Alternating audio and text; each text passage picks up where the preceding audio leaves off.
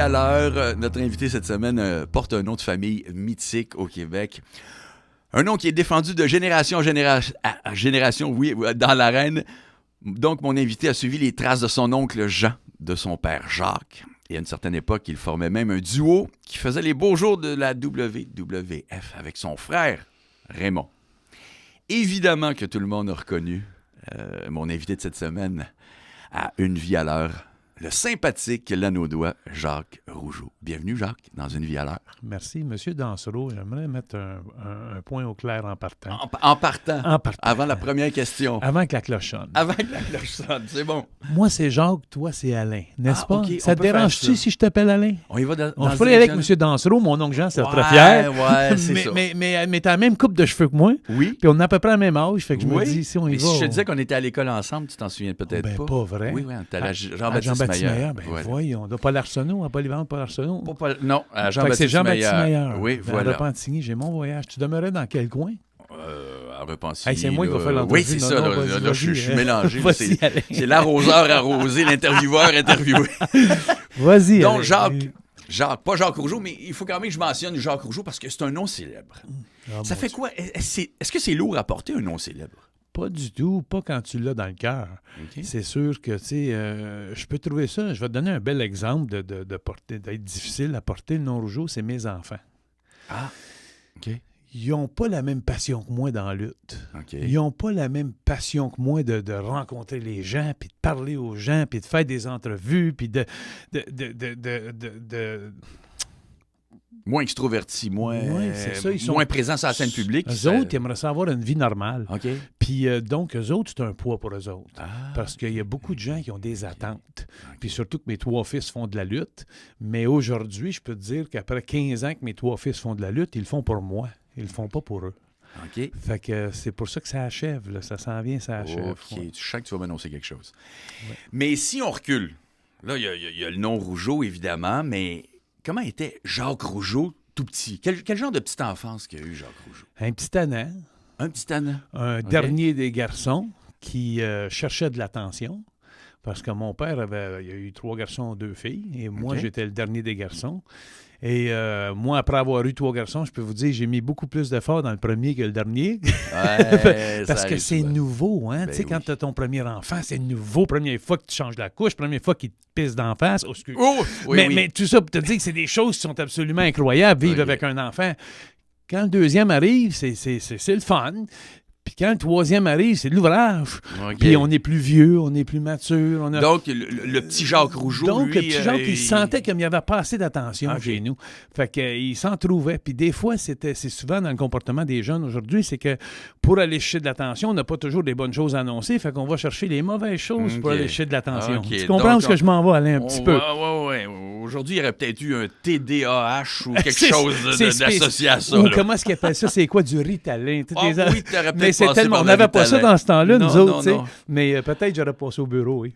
Et ça a fait quel genre d'adolescent, ça? Ça a fait une adolescence. Moi, je pense que j'ai pas vu mon adolescence.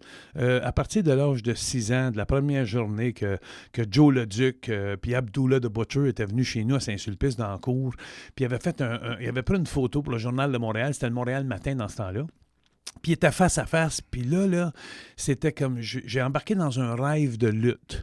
Et toute mon adolescence, j'ai suivi au Centre Paul Sauvé, au Forum sur le bord de la Reine. Je n'ai vécu que pour la lutte. Alors, je pense que... Parce que mon père, c'était mon idole. Mon père, c'est encore mon idole. Il a 87 ans, mon père... Mais il n'y avait pas de crise d'adolescence, justement, de remettre en question les adultes. Là. T'es tout endossé. Moi, je m'en allais, puis le monde me disait à moi, « Jacques, tu vas-tu faire un lutteur comme ton père? Jacques, tu vas-tu faire un lutteur comme ton... » J'entendais ça partout où j'allais, probablement parce que je partageais la passion de mon père. Et j'avais vraiment la passion de la lutte.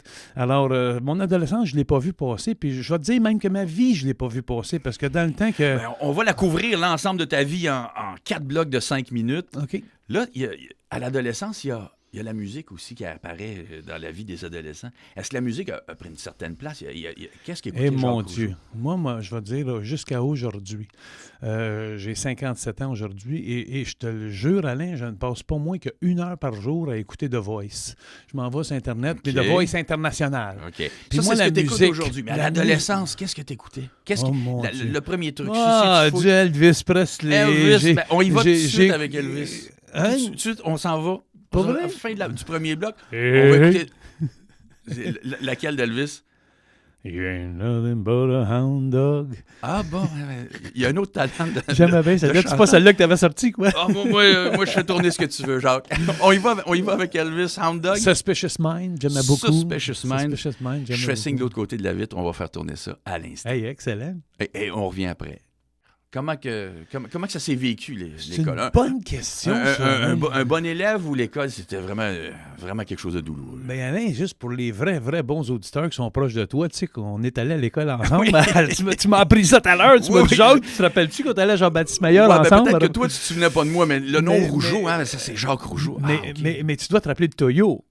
Oh mon Dieu, Toyo. les clés à Toyo. Là, on est dans les souvenirs de... Lui, c'est lui, juste, ça te montre quand même un peu quelle sorte d'élève que j'étais, parce que Toyo, c'était le surveillant à l'école, Oui, Jean-Baptiste Maillard, c'était puis il le- surveillait ceux qui étaient tannants. Ok, fait que si je le connais tu le très connais bien, bien. on le connaît bien, mais il est décédé, j'ai su, il y a Ah à oui, peu près ok. 5 ans, puis Ok. mais c'était un monument, lui, à Jean-Baptiste Maillard, à Ah, mais l'école, Toyo. C'était l'ordre et la loi, puis il fallait qu'on dévie, il C'était la fallait terreur. qu'on le déjoue.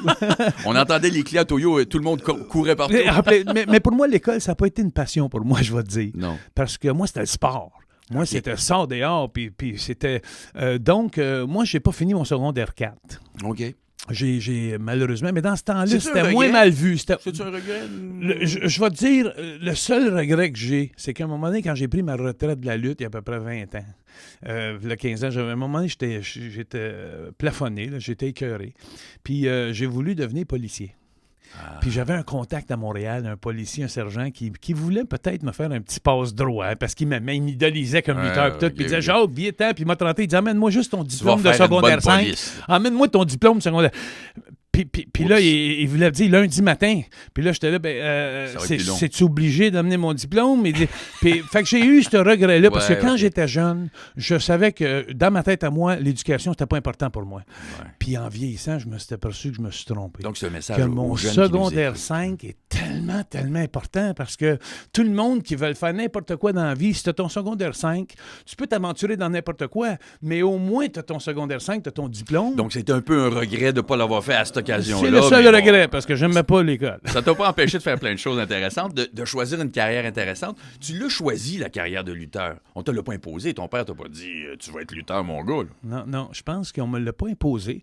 Par contre, je pense que c'est les gens qui me l'ont imposé. Puis je pense que l'amour puis le respect que j'avais pour mon père, c'était le monde, tu vas te faire comme ton père. Tu vas te faire comme ton père. Puis moi, j'étais tellement fier de mon père. C'était comme oui. Puis à Londres, à force de dire oui, mais ça rentrait dans ma tête à l'âge de 7, 8, 9, 10, 11, 12 ans. Puis à 13 ans, j'étais dans le gym, je faisais mes petits biceps. Puis je me préparais à l'âge de 13 ans à devenir lutteur Il y dans avait ma un tête. plan de match. Là. Fait que non, on me l'a pas forcé d'être lutteur, mais j'ai appris, j'ai grandi autour de la lutte jusqu'à mon arène de lutte qui était dans la Grange à Saint-Sulpice. Mon père avait monté une arène de lutte. OK.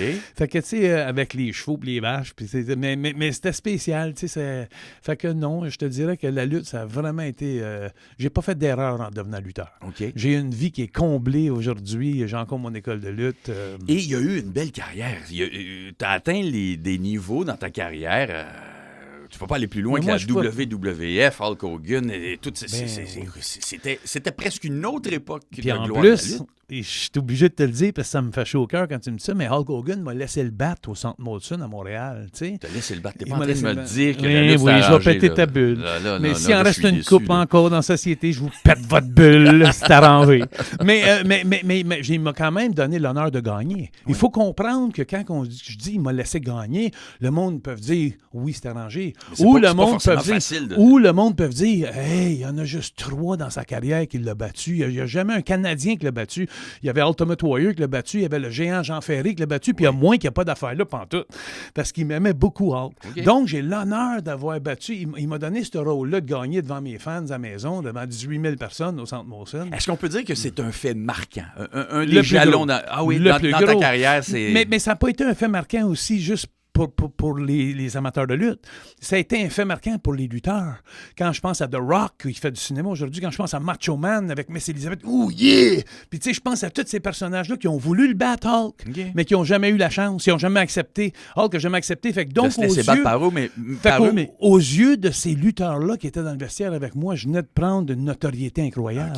Fait que c'est là que ça a aidé ma carrière incroyable. Hulk Hogan, j'y dois aujourd'hui ma vie. Si je me suis rendu aussi loin dans la vie, c'est un jalon. Dans une carrière, il y a parfois des jalons, des moments crucial, oui, clé. Et c'en est un. C'en est un, définitivement. OK. Tu me parlais d'Elvis tantôt. Oh, oui. Ça, c'est c'est la musique que nos parents font jouer, qu'on aime, qu'on apprend à aimer. Mais j'aimais beaucoup la musique américaine aussi. La musique américaine, genre? Du OJs. Tu sais, j'avais du Tina Turner, j'aimais bien du Michael Jackson, mais Tina Turner, il y a une chanson, il me semble, qui te conviendrait très bien. C'était quoi donc la chanson? Simply the Best. Mettons, je te vois monter sur scène, Simply the Best. Mais c'était une grande femme, hein, cette femme-là. Je pense qu'elle a comme 80 ordus, puis elle chante encore. Oui, mais on va l'écouter maintenant. Là. Ah oui? Maintenant, oui. Simply the Best, c'est pour Jacques Rougeau, pour une vie à l'heure. C'est bien le fun, hein? Troisième bloc de l'émission, on est toujours avec Jacques Rougeau. On parle de lutte, évidemment, mais on parle surtout de la carrière personnelle. Comment Jacques Rougeau a vécu ça? Cette carrière-là, le jalon, on parlait de Hulk Hogan, qui était un moment important dans ta carrière, Jacques Rougeau. Mais c'est bien beau, ça, la carrière, la passion, la petite enfance, mais... Je te sens venir, là. Oui, tu es en train de me voir venir. Il y a une vie de couple qui se fait là-dedans. Il y a des enfants. On a pu fonder sa propre famille. Est-ce que ça a été facile à travers ces tourbillons d'émotions-là? Je dois te dire, Alain, que s'il y en a qui me disent que j'ai été un lutteur exemplaire dans la vie, je ne suis pas un conjoint exemplaire. Okay. Je ne suis pas un mari exemplaire. Mais pas seulement juste parce que j'étais un drôle de gars, mais parce que j'avais une drôle de vie. Tu sais, quand tu pars 25 jours par mois, puis tu reviens chez vous pendant 5 jours, puis tu pars 25 jours par mois, puis tu reviens 5 jours, tu fais ça pendant 10 ans. C'est sûr que quand ça me coûte à peu près 1500, dans ce temps-là, ça me coûte 1500 de téléphone à Belle, parce que j'appelle mes enfants tous les matins, j'appelle ma femme à tous les soirs, de l'Europe, de l'Australie, de partout. Ça fait pas des relations fortes. Et même que j'ai ma première femme, je te dirais, elle a trouvé ça très difficile quand j'ai pris une année sabbatique. Parce là, t'étais trop là. Ben, quand je suis arrivé à la maison, j'avais mon gymnase à Rawdon puis tout, puis elle prenait soin de ça pendant que j'étais parti. Puis quand je suis arrivé, je dis, bon, ben merci chérie, tasse-toi, je m'en occupe. Puis c'était comme, puis c'est ça que le monde voulait dans le gym, ils voulaient me voir là, tu sais, c'était mais elle avait un rôle qui était comme, elle avait un rôle 25 jours par mois, puis elle l'a perdu quand je suis arrivé à la maison. Fait que c'est sûr qu'à un moment donné, ça a fait des elle avait hâte que je parte. Excuse de dire ça de même. Elle l'a pas dit, là. Pas un combo con, là. Mais ça a été difficile pour des relations. Des relations à téléphone, c'est très, très difficile à 25 jours par mois parti. Donc, je peux pas... Puis même pour mes enfants, j'achetais mes enfants. Tu sais, j'arrivais chez nous avec des feux d'artifice dans la valise, des cadeaux pleins, puis là, c'était comme on s'amuse. Papa, il veut compenser parce qu'il n'est pas là. Papa, il veut que les enfants m'aiment parce que, tu sais, papa, il y a une incertitude puis une inquiétude que ses parents... Ils sont coupables un peu. Tu sais, mais j'ai réalisé ça quand que Jean-Jacques, mon plus vieux, il avait 7 ans, puis je suis arrivé chez nous à un moment donné, puis il m'a regardé, puis il m'a dit « Hey, salut mon oncle! » Non. Non, c'est pas vrai. Non. Mais c'est pas grave, c'est un Mais c'est une image Mais c'est une image, j'essaie de te faire comprendre. Tu sais, quand ton gars, il pense que t'es mon oncle, ça, c'est pas fort. Fait que j'essaie de compenser beaucoup avec des voyages à Hawaï, des voyages en Floride, des voyages à Walt Disney. Mais les plus belles années de ma vie, ça a été, je vais te dire que quand j'ai lâché la WWF, mes enfants ont appris à me connaître. J'ai appris à connaître mes enfants. Parce que, tu sais, quand tu reviens, quand tu es chez vous 25 jours par mois, au lieu d'être parti 25 jours par mois, tu viens qu'à voir des choses que tu ne voyais pas. Tout à fait différent. Fait que c'est une vie assez bizarre, tu sais, que j'ai vécu point de vue familial. Donc, je ne suis pas un exemple vraiment à suggérer. T'es pas un modèle. Je suis pas un modèle. Non, les enfants... Pas un vieux modèle. Essayez d'autres choses. Là, il y a la famille, il y a toi, il y a tout ce qui est à l'extérieur. Mais quand Jacques Rougeau veut se faire plaisir, quand Jacques Rougeau, là... Ça, c'est mon petit moment. C'est à moi. C'est ma petite passion à moi. C'est quoi? Qu'est-ce qu'il fait, Jacques? Aujourd'hui ou avant? Oui, maintenant. Là. Aujourd'hui, c'est mon Spider. Oh, OK. Je suis venu en Spider. On prend la route, OK. Tu sais, les 3 roues, les oui, Spider. Oui. Moi, j'ai jamais eu un bicyclette de ma vie. J'ai toujours eu peur de ça. Oui, j'ai eu peur. J'avais toujours peur, parce que je me disais toujours, autant que j'étais un bon conducteur, le gars qui fait pas son stop en char, je peux être aussi bon que je veux, quand on va me faire rentrer dedans, c'est fini en bicycle à gaz. Fait que j'ai été élevé comme ça, que les bicyclettes, c'était mauvais. Puis juste cette année... Mais j'ai toujours aimé les 4 roues dans le champ. Tu sais, les 4 roues, puis les mini-bikes dans le temps, les mini-trails qu'on appelait dans le champ. Moi, j'aimais ça. Le CT70, Oh, faut pas le mon nommer. Dieu Seigneur, un connaisseur. Puis, fait que là, qu'est-ce que c'est un Spider pour moi? C'est ça. Un Spider, c'est un 4 roues sur la route. Parce que quand t'étais jeune, t'avais un 4 roues, tu voulais faire des bouts sur le chemin quand il n'y avait pas de char. C'était le fun en Moses. Puis là, aujourd'hui, le Spider... Ça fait une très belle pub pour Bombardier, là. Mais je fais pas ça pour la pub. Je fais ça parce que j'ai été ignorant. J'aime pas les biscuits à gaz, même jusqu'à aujourd'hui encore. Mais ça, c'est un thrill que je dois dire qu'aujourd'hui, quand on veut se faire plaisir, moi et ma blonde, un petit plaisir. on s'en va faire une ride. On s'en va à Chersey, on monte à Saint-Donat, on s'en va, on se promène un peu partout. J'apprends dans le fond à connaître tous les rangs de la région. On découvre sa région c'est le fun, il y a justement. des rangs, tu vas pas vite, tu chauffes 80 km/h, tu regardes la nature. Juste le plaisir, sentir le vent, puis ça fait une activité de couple. Puis les gazons coupés. Je sais pas s'il y en a d'autres qui sont comme moi, mais moi, quand le gazon est coupé frais, je sens ça. Moi, ça sent bon. En tout cas. Donc, après le gazon, ben, on s'en va dans des causes maintenant. OK. Y a-t-il des causes qui touchent plus particulièrement? Oui. Qui te touchent plus particulièrement? Oui. Les enfants spéciaux. OK.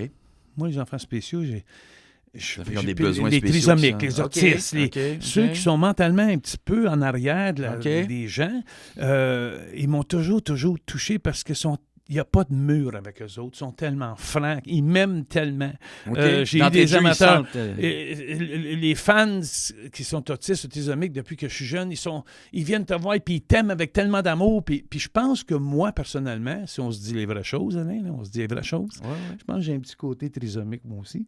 Oui, non, mais c'est correct. C'est correct. Je parle avec les gens normaux souvent, puis des fois, il y a des conversations qui me passent par la tête, mais je souris pareil, fait qu'ils pensent que je suis. Mais dans le fond, ce que je veux dire, c'est que je suis un gars à cœur ouvert dans la vie. J'ai pas de filtre, moi non plus. Quand j'aime quelqu'un, je l'absence de filtre de ces gens-là, tu te retrouves un peu là-dedans. Je m'identifie avec eux autres au bout. Il n'y a pas de mensonge avec ces gens-là. Ça t'a-tu amené à, je sais pas, t'impliquer d'une façon concrète dans une cause ou l'autre? Entre autres, oui, mon école de lutte. Moi, ça fait 5 ans que je donne des cours le dimanche matin à des autistes trisomiques dysphasiques, toute la gang, puis j'en ai embarqué dans mes spectacles même. Devant 5000 personnes dans mes spectacles un peu partout, j'ai des trisomiques, des autistes qui ont un combat spécial. Mais tu devrais avoir les mères et les pères qui voient comment est-ce que... je pense à Simon, là, qui est en arrière du rideau, prêt à sortir. Là, puis là, j'annonce, moi, comme annonceur, mais là, mesdames et messieurs, le prochain combat de la soirée, c'est un combat spécial. Puis là, il y a 5000 personnes dans la place, il n'y a personne qui dit rien, parce que dans la lutte, c'est tout des combats spéciaux. Fait que là, je me reprends. Puis là, je dis, non, vous ne comprenez pas, mesdames et messieurs, le prochain combat, c'est un combat spécial avec des enfants spéciaux. Puis pendant ce temps-là, il y a Simon qui est en arrière, là. Lui, il est prêt à sortir du rideau. Puis là, je leur dis au monde, vous savez comment ça marche. Là, le premier qui sort dans mon show, c'est un méchant. On fait quoi quand les méchants sortent? Puis là, les 5000 personnes sont tellement hautes. Bouh! Là, je suis parfait, on est prêts. Là, mesdames et messieurs. Mais j'adore de leur donner une chance d'être des gens normaux. D'arriver puis de vivre de grandes choses. Jouer des vedettes avec des spotlights, des ponts de lumière, puis ça, c'est extraordinaire pour moi. Puis les parents, d'ailleurs, sont tellement reconnaissants, je pourrais même pas t'expliquer comment. Et on parlait musique tantôt. Là. On est allé avec Elvis. Oui. On est allé avec Tina Turner, You're Simply the Best. Qu'est-ce qu'on écouterait? Écoute, j'aime bien, tu vas rire, mais j'essaie de me rappeler d'une de ses chansons, mais Gino Vanelli. When I think about those nights in Montreal. I just want to stop. I just want to stop. Mais moi, c'est parce que j'étais sur la route. Puis quand j'entendais those nights in Montreal, là, ça ramenait. Fait que je sais pas si vous avez encore ça dans les archives, Gino Vanelli. On a tout, mon ami. On a tout. Si on ne l'a pas, on l'invente. C'est bon. Fait que, ouais, donc. Gino Vanelli. On écoute ça à l'instant dans Une vie à l'heure avec Jacques Rougeau. C'est spécial. Il en reste 5 bloc. C'est bien le fun. Ça passe vite. Je sais pas si moi, je pourrais te proposer quelque chose. Est-ce qu'on peut parler de ma retraite? Dans le sens, une petite seconde, parce que moi, je m'en vais aux Terrasses Montcalm. Je ne sais pas si vous avez connu les Terrasses Montcalm à Sainte-Julienne, le gros paradis qu'ils ont fait là, avec des palmiers. Moi, j'ai acheté un terrain là. Puis j'ai acheté un motorisé aussi. Puis je vais vivre là, mais à la fin de mes jours, j'ai déjà mon terrain qui m'attend. Sans que ça soit une plug. Mais je vais finir, OK? J'ai des questions en rafale, puis après ça, je vais finir là-dessus. Là. J'ai entendu des choses, des rumeurs de retraite. Jacques... OK, on va finir là-dessus. Tu vas-tu finir tes jours dans la Naudière? Tu sais, mettons, tu finis-tu tes jours avec... parce que t'étais un gars du Saint-Sulpice. C'est tout, t'es un gars dans le coin, Rawdon, Saint-Sulpice. C'est peut-être une manière qu'on pourrait l'approcher. Puis moi, c'est sûr que mon commanditaire va tellement être content qu'on se le cache pas. Mais il faut que ça soit subtil, tu sais, si c'est possible de le faire. OK, je t'arrange ça. Si c'est pas là, on laisse faire, on continue. Regarde, ça paraîtra pas. C'est à la caméra, tout ça, c'est Là, y a-tu enregistré. quelque chose, mon amour, qu'on aimerait parler du parc Jarry? C'est sûr, il faut qu'on parle du parc Jarry. Parce que moi, je m'en vais en conférence de presse au mois de septembre, OK. octobre. Donc, Fait que ça se peut que tu projet et retraite. Projet vraiment grandiose, si tu La veux. préposée là. au crayon, il écrit pas. C'est bon. C'est bon. Donc, projet Oui, et oui, retraite. ça s'en va avec ma retraite. C'est là qu'on ferme toutes les portes. OK, on On va embarque. t'annoncer quelque chose que tu vas capoter, mais je vais t'annoncer quelque Génial. chose. On part là-dessus. Bien Donc, fun.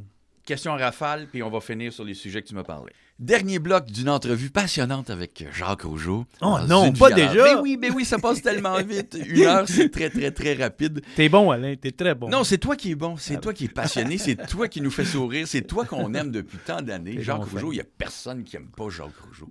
Personne. T'as eu une vie pleine, t'as grandi à Repentigny. T'es un gars de Rawdon, t'es un gars de la place. J'ai grandi à Saint-Sulpice. Puis Saint-Sulpice. ça fait 33 ans que je reste dans ma maison Rawdon. OK. Mais là, je te fais faire un petit... C'est un petit exercice. J'ai tout le temps les mêmes questions. C'est des Oh questions boy. à rafale. Pas trop compliqué? Non. OK. Tu dis ce qui te passe par l'esprit, la première réponse OK. qui te vient à l'esprit, on s'amuse avec ça. OK. Exemple, première question. Budget illimité, temps illimité, quel pays t'aimerais visiter? Tout de suite de même, quand tu me dis Vite, ça, vite, là, je vais aller où ce que James Bond est allé à Rio de Janeiro sur la croix en haut de la montagne. On voit Sur des le pain de films. sucre avec le C'est- Jésus là, en haut. Ouais, je vais aller là. Ça peut se faire. Le message est lancé. La dernière fois que tu as pleuré, Jacques, En écoutant un film hier. votre conjointe, votre conjointe, ta conjointe a lu tes courriels, mais elle te l'a pas dit, mais tu l'as su. Comment tu réagis? J'ai pas de trouble. Pas de trouble, rien à Non, cacher. non. J'ai une vie très, très ouverte. De toute façon, avec les technologies d'aujourd'hui, je pourrais même pas m'asseoir d'un restaurant avec une autre conjointe ou une femme. Ça serait... Et tout le monde, Voilà. quand il me voit partout, c'est sur Internet, sur Facebook, c'est partout. Mais de toute façon, c'est pas un job pour moi parce que j'ai la femme la plus formidable de ma vie en Oui, ce moment. tiens donc, ça tombe bien qu'on entende ça. Donc, quelle est la pire chose que puisse vous faire un ami? Comment vous dites? Recommence. La pire chose qu'un ami pourrait te faire? Comme Me mentir ou me décevoir. mensonge, malhonnêteté. Grosse fête, plein de monde ou un petit souper intime? Non. Un petit souper intime. Petit souper intime. Oui, OK. parce que je suis toujours avec les gens. Je suis tout le temps avec OK, le monde. On prend une pause. Je te donne le pouvoir, Jacques, de changer quelque chose dans ta vie. N'importe quoi. Qu'est-ce que tu changerais? J'aimerais avoir des cheveux. Ah, ben... Voilà. c'est OK. Oui, Tu me le donnes. ça- Ou j'aimerais perdre 10 livres. Ah, choisis celle que tu veux. Non, mais c'est toi qui choisis. Donc, tu t'écrases le petit orteil sur le cadre de porte. Le premier mot qui sort, c'est quoi? Tu veux pas le savoir. OK, c'est bon. Ton dernier repas sur Terre, c'est ton dernier, je te dis, mais tu choisis ce que tu veux puis tu manges avec qui tu veux. Ça va être une... Qu'est-ce qu'on mange? Honnêtement, ça Ouais. va être une salade chez... une salade... comment il s'appelle? Bangkok chez Saint-Hubert. OK, J'adore salade la Bangkok. Bangkok. Mais vinaigrette maison. Je prends pas la Pour tout le vinaigrette monde. Bangkok. Je prends juste vinaigrette maison. C'est précis. Dernière question rafale. Tu as 1 heure à passer avec une personnalité célèbre. Choisis qui tu veux, mort ou vivant, puis tu as 1 heure à jaser avec lui. Well? Ouais. OK. Moi, j'aimerais... c'est drôle que tu dises ça, hein, mais moi, j'aimerais passer 1 heure à jaser avec le gars qui est juge à The Voice, puis qui est sa femme est conjointe avec là, sur l'émission. Comment c'est... Il est bien dans le western, lui.